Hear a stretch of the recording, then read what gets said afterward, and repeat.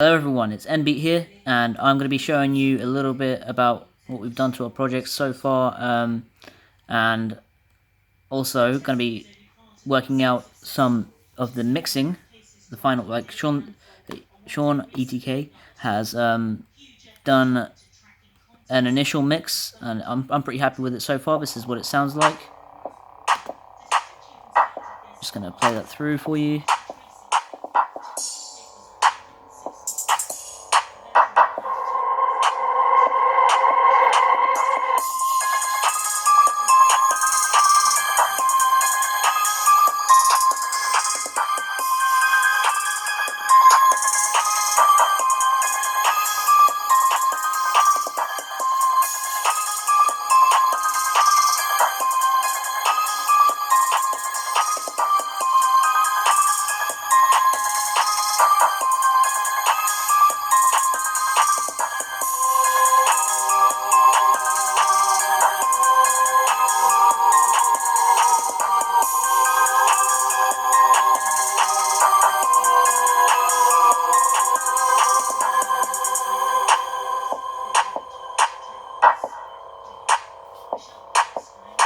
Yep.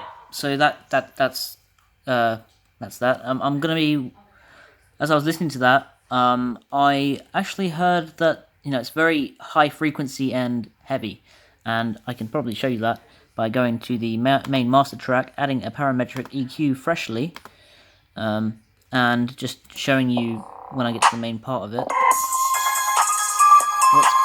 what exactly is going on here. Very, very bright lights going on in here when it comes to frequencies, as you can see, and I can show that even closer by full screening it.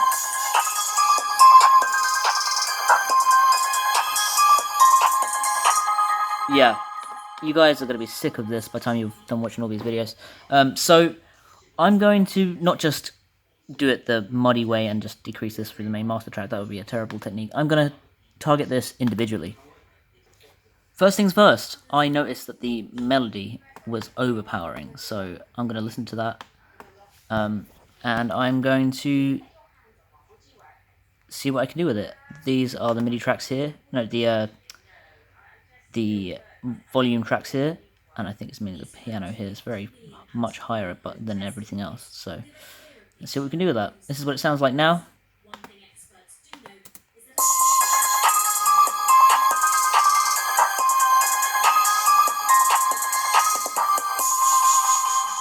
And I'm going to pause the video, and you're going to be able to hear exactly what it's going to sound like after. So I'm going to go ahead and do that now. Just a quick note, I'm going to be doing this technique with the main things that are overpowering it. I'm going to be soloing each one and taking it down, and then seeing how it all performs together. So keep that in mind, what you just heard before. Okay, so what I've done is I've taken down the volume of the track 16, 15, 14, and 13. I've decided it's just all got to be lowered, and I've decided how much, as you can see here. I actually discovered that I kind of have an empty track as well. I don't really know what this does, and this is track 11. Track 11 is not here, so I think we made a boo-boo in terms of assigning the mixer tracks, but that's okay. Also, as I was showing you that, I accidentally scrolled on the mixer track there and changed the mixer track for that, so I just changed it back. Yeah, I also turned down the kick just by a tiny bit. The effects should be on for this, but there is no effects, so that's fine. This is the little effects button that toggles whether or not the effects are enabled or not. So it's a very helpful little button when you're coming to automation and the dynamics, which is what this video is going to mainly focus on top of the final mix. And without further delay, I'm going to show you what that sounds like with the reduced main melody elements. I haven't focused on the embellishments yet, and that is with the FX swipe up and swipe down, which we have. Swipe down we haven't used yet, I don't think, and the choir. I'm going to be doing that as well. We also have this, which I don't think I've showed you yet, and it is ETK's beat tag, and this is what it sounds like. Eternal Kid Productions. Oh god. Take 2, action. This is actually what it originally sounds like. We made a terrible version of that. Eternal Kid Productions. Yes. So if you ever wondered what ETK stands for, it's Eternal Kid Productions. Eternal Kid Productions.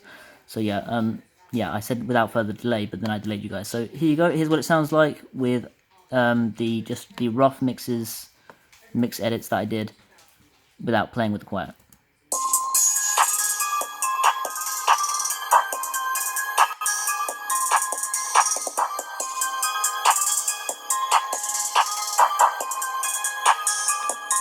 See, already what I'm noticing, I don't know about you guys, but it's actually like the piano isn't punching you in the face, and that's really nice because people like their ears not to be screeched. So, continuing.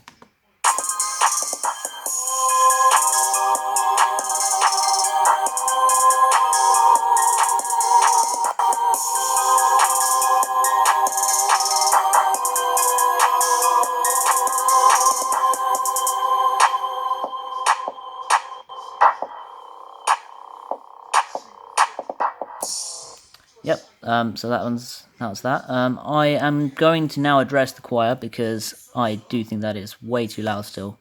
I think it is a very nice effect, but I'm not sure exactly where we're going to use it. We're going to come to arrangement in one of our later videos.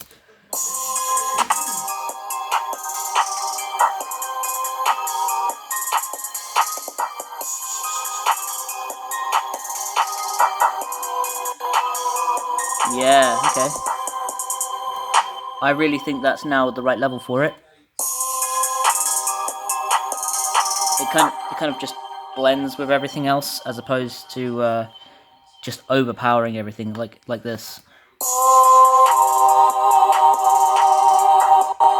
Yeah, save your ears. That is what it would sound like. I just found another issue with it. The level was about here, and I'm going to change it to about here just so it's a little bit nicer. And this is the crash. This is the second crash that you hear. So if I just mute this and this.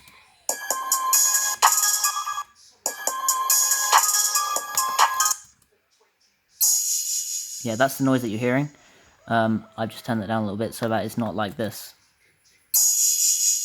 Or, yeah, even louder than that, you know. Uncomfortable for the ear, so I'm just going to move that just slightly above the snare. Because I think that it should punch through the mix, you know, these high frequency instruments when there's so much low end going on. There we go. Alright, so and that now sounds like, if I unsolo everything, much cleaner, much smoother. Well, I think actually, in saying that, I think I should increase it just a little bit more. Oh, that's the snare, whoops.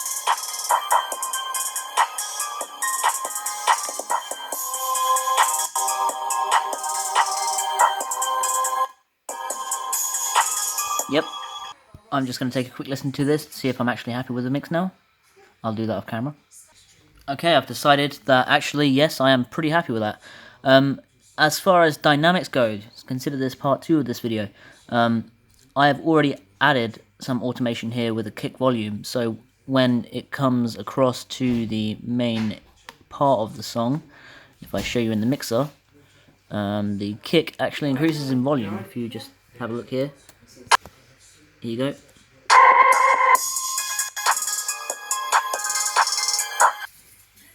Okay, I'm not sure if you just saw me actually do that or not. I don't know if I hit record or not, but I was demonstrating what this little dynamics part, this dynamic automation clip, what it does to the mixer here.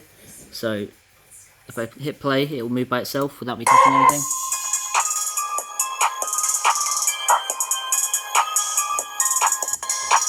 Yeah, so as soon as it comes into the main part of the track, it does that. Next, I've noticed that it actually, the kick punches you in the face a little bit too hard. If you look at the levels here,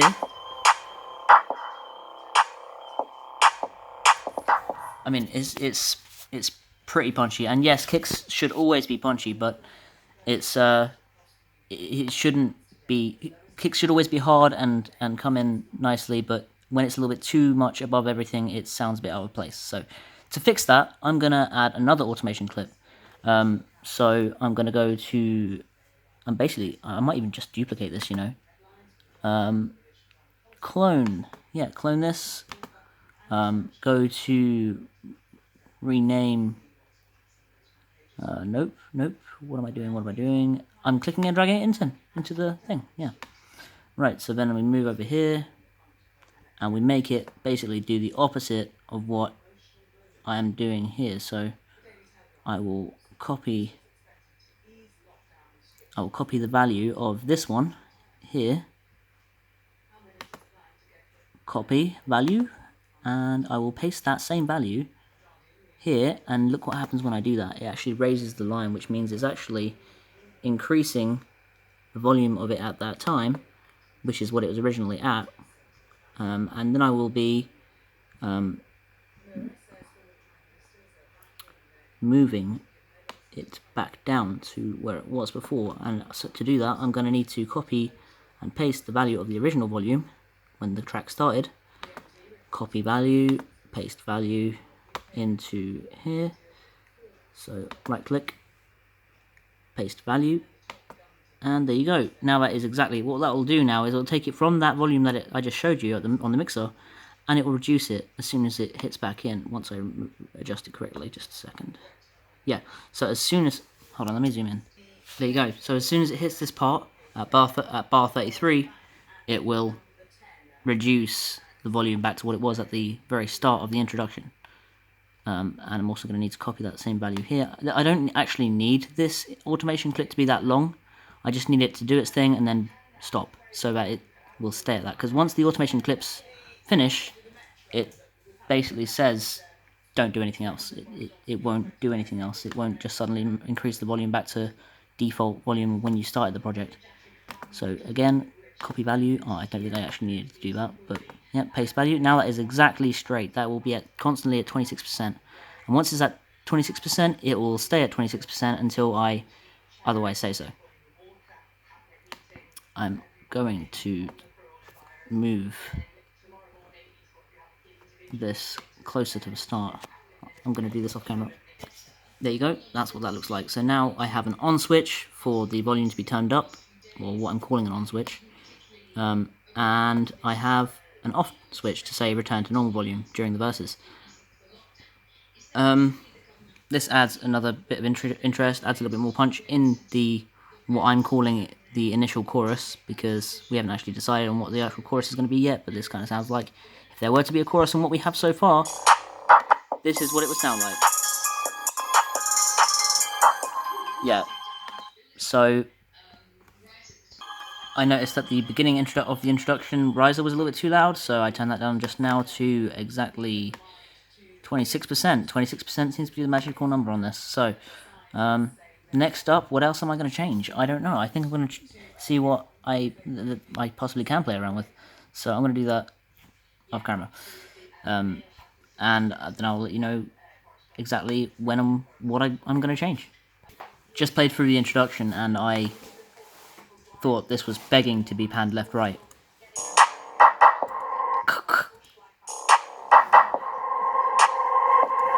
So that's exactly what I'm going to do. I'm going to go slightly left, slightly right on the panning. Now there are a few ways I could do this. I could go ahead and create an automation clip on the tracks themselves. This is snare 2, and let me go to my instruments. Where's snare 2? Yeah, go here, and then that will highlight it in the mixer track. Hopefully, is this snare 2? Yeah, snare 2. No, it didn't do that. It didn't highlight it in the mixer track, but that's okay. Snare 2 is there. I could right click this and simply just create an automation clip for the panning. This little knob here, by the way, is panning left and right here.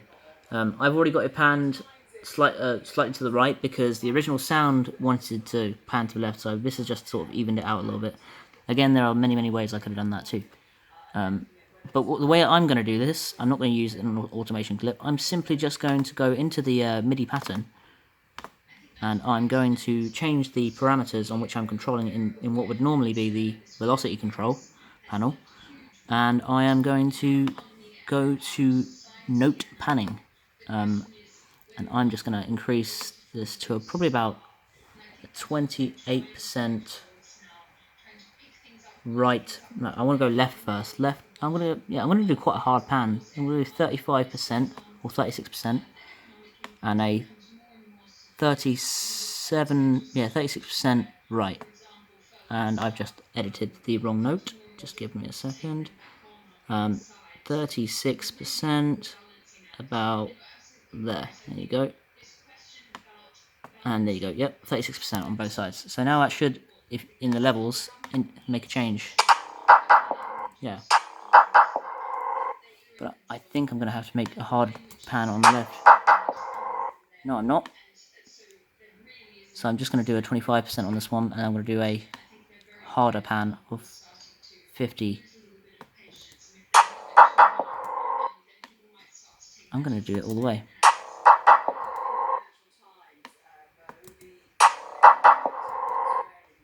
I'm going to solo this because I can't actually see the difference in the levels. So I'm going to go to the mixer track, solo snare 2, and have a look at exactly what the levels go. Yeah, you can actually see it now, without everything else going on. Yeah, so left, right.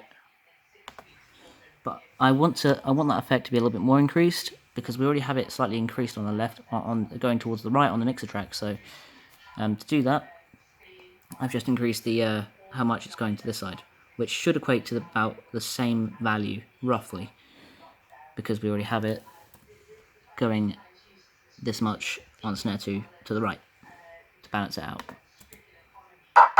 There you go, it's much cleaner. You can clearly see there that it is panning left, right. Oh. And that is what I want. It's a little bit of embellishment for the snare drum. Sorry, it keeps going out of focus. My autofocus doesn't seem to be wanting to working today. So yep, that is that. I'm going to escape that. And that will happen every time that double note happens now, because I've done it that way as opposed to using an automation clip. I've done it according to the MIDI notes themselves, so it will even happen when it's in the main chorus here. It is a pattern in its own right. Yeah, I'm going to listen for another element, see what else I can add panning to. This is what I'm going to do to a few elements. I might even try the crashes, for example. Alright, so in the introduction I have this one-off four-step hi-hat pattern, which is this, and it literally just goes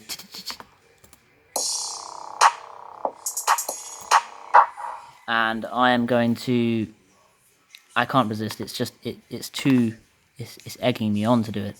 It feels right to add a little bit of panning to this, so that's what I'm going to do. I've added it, panning to it already. It's left ear. Alright, so that's my job done for me. Right. Because I've already done that ages ago without even thinking. But I'm going to make that a little bit more drastic. So I'm increasing that there, increasing that to here. And you see that it goes down one block each time, or approximately 10%. Or no, 20, I think. About 10% per block. Yeah. Okay, now I'm looking at the bass lead, and actually I'm thinking about making an automation clip for this, because when it changes that note to break up the song a little bit more with everything else about here,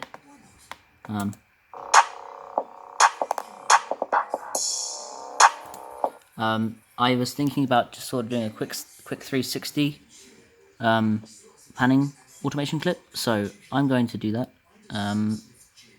Using the same way as everything else really. So I'm going to use the sector synth mixer track, create automation clip. That will create a very annoying automation clip the entire way along, but the way that you can prevent that is by selecting a certain area of the track and then creating the automation clip like that. It's just I only have one hand free, so yeah, I'm going to do that. Okay, so what I did is I have created the automation clip for this note here and the silence, which wouldn't actually have an effect on that, and then I've returned it back to normal. So these are two separate automation clips. I originally had it going from left to right. Now I've got it going right to left, so from down here, and I had an upward curve like this. I will show you. Nope, I don't want to select it. Right click, flip vertically. I originally had it like this. Move the window out of the way. But I actually thought, you know what, the right ear is better up picking up bass anyway, so I'm going to make it go from left to right. And then I've returned the panning back to normal here. this will not be audible through your hearing because it is playing through the laptop, as you can see. But through headphones and people who have higher quality listening devices, this will have a real interesting dynamic, hopefully. I have yet to test it properly myself, so I will do that before I actually finalise this. That is my initial idea. Now onto the snare. I've added panning on the alternate notes, so you can actually see that in the left, oh, right, left, right, right, left, right. And for the last two, I think I'm just going to leave them both just slightly panned to the left here. Just to add some very subtle dynamics. Yep. So that's that. Now on to something else. Let's see. Just made a fine-tuning adjustment on the plucky piano, which is this sound.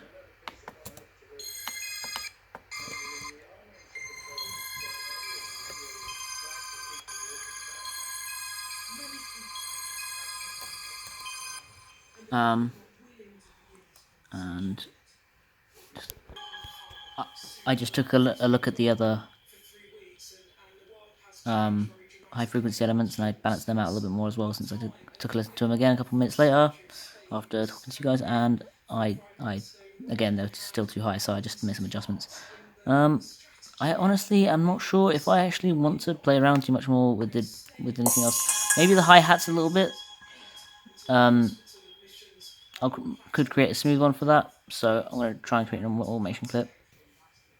So that is my automation clips for the hi-hats made, which is going, all the automations will eventually go underneath all of, well, except, there are exceptions where it's convenient basically for me, but most of the time what I will do when I'm doing automations, it's lagging.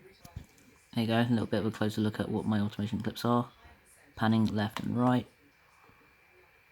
I'm also going to be taking a look at volume as well, because I think, yeah, I mentioned the kicks, I actually forgot about that while I was taking a look. So I'm going to go ahead and do that now. Turns out I actually didn't forget it. There it is. I think there's not too much to play with more here, to be honest. I think I'm happy with how it sounds. I'm going to be very interested to see exactly how that plays through. There's a little rotation panning there.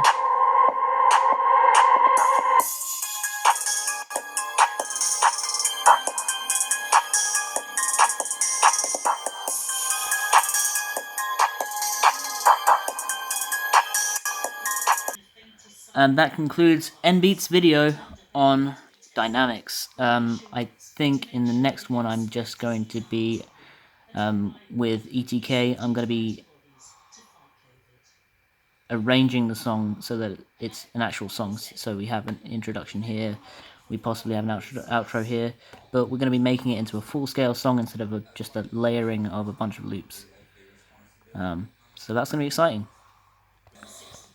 Stay safe in the world of the coronavirus today, and this is NBEAT signing out.